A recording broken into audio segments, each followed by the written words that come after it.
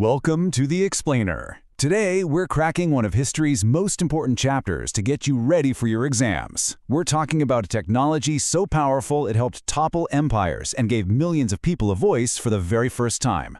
Let's get into the story of print culture and the modern world. Okay, let's dive into this by starting with a world that's almost impossible for us to imagine. Seriously, try to picture it.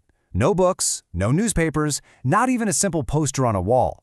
In that world, an idea could only travel as fast as a person could speak or as far as a handwritten letter could be carried. Knowledge was basically a secret, whispered from one person to the next. You see, before print, knowledge was literally locked away. Every single book had to be copied by hand, which was incredibly slow and painstaking work. That made them super expensive, a luxury only the absolute wealthiest could afford. But then, bam, print comes along and just unleashes information on the world. Suddenly, making copies was fast, it was affordable, and it was for everybody. This wasn't just a small step forward. It changed absolutely everything. So, where did this game-changing idea even come from? Well, you might think it started in Europe, but you'd be wrong. The story actually begins much, much earlier and way further to the east. The idea of print traveled thousands of miles over centuries. It all kicked off in China with a technique called woodblock printing. From there, Buddhist missionaries carried the idea to Japan, where it became this beautiful, intricate art form.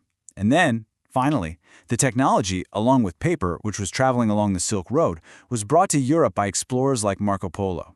This huge journey set the stage for a massive change. So this idea arrives in Europe, but it's about to get a serious, supercharged upgrade. An upgrade that would completely change the course of human history. This is where the story really catches fire. Around the 1450s, this one guy in Germany, Johannes Gutenberg, takes this ancient idea and gives it an absolutely explosive twist. His invention, the mechanical printing press, didn't just print books a little faster. No way. It lit the fuse of a global information revolution. Remember that name, Gutenberg. And here's the crucial point, the real heart of the change. Society went from being a hearing public, where most people had to listen to a priest or a scholar read a text out loud, to a reading public. For the first time ever, millions of people could pick up a text and read it for themselves, interpret it for themselves. You didn't need a middleman for knowledge anymore. And you won't believe how fast this thing spread. It was like wildfire. You have one press in the 1450s, right? But by the late 1400s, printing presses were popping up all across Europe. By the 1500s, there were millions of printed books floating around. That's a number that would have been completely unthinkable just a century earlier. The impact was just staggering. All of a sudden, new groups of people, women, workers, even kids started to read. Print fueled these intense religious debates. Thinkers like Martin Luther could now print their arguments challenging the Catholic Church, which led directly to the Protestant Reformation. It also gave ordinary people a powerful tool to criticize their kings and sparked a full-blown reading mania with cheap little books called chapbooks being sold on street corners.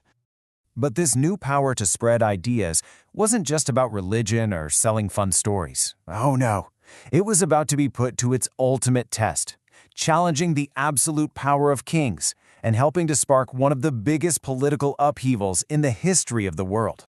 So how exactly did print help kick off the French Revolution? Well, it happened in three huge ways.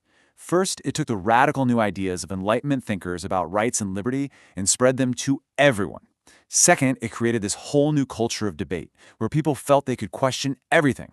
And third, it used hilarious and brutal cartoons to mock the king and queen, which totally shattered their image of being godlike rulers. All right, let's follow the story as it travels to a new frontier, India.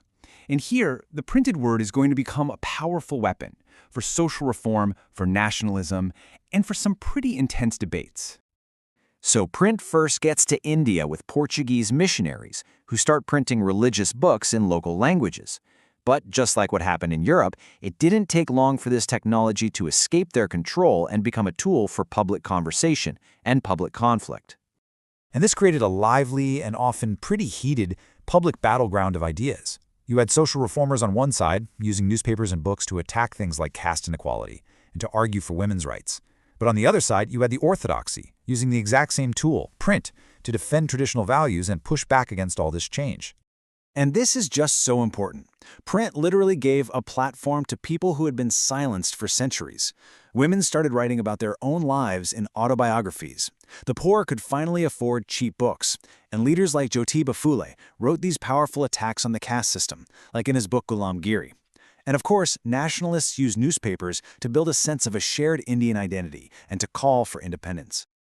Well, as you can probably guess, the British colonial authorities saw this explosion of free expression and got pretty nervous. An educated, connected, and critical population was the absolute last thing they wanted to deal with. So, the British tried to fight back with censorship.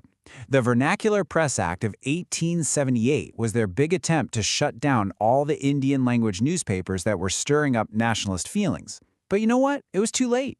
The idea of a free press and a free country was already out there, and it wasn't going back in the box.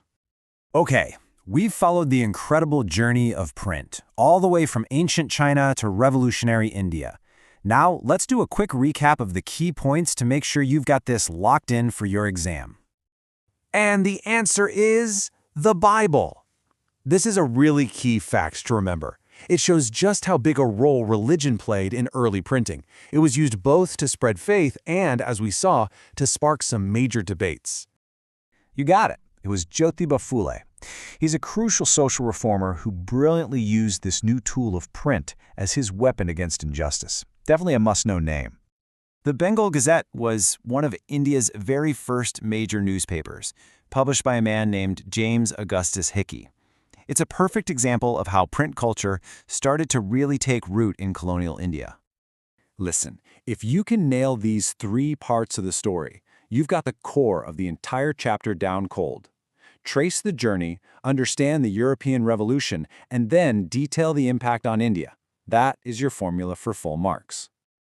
This quote just perfectly captures the central theme of what we've been talking about. Print wasn't just about making books. It was about power. It was about control and the ability to shape the entire world with ideas. That's something to think about, isn't it?